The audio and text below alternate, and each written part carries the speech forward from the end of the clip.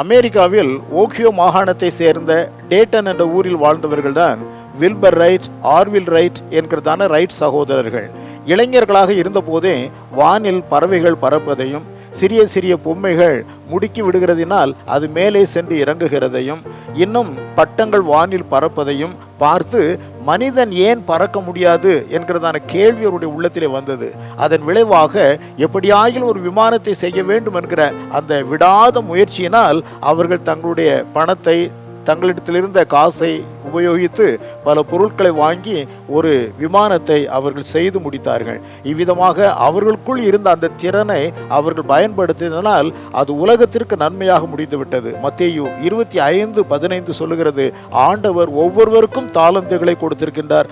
ஆகையினால் தேவன் நமக்கு என்ன தாளந்து கொடுத்திருக்கிறார் என்பதை அறிந்து முழு முயற்சியோடு நாம் பிரயாசப்படுகின்ற பொழுது நிச்சயமாய் உலகத்திற்கு அது பயனுள்ளதாய் அமைந்துவிடும்.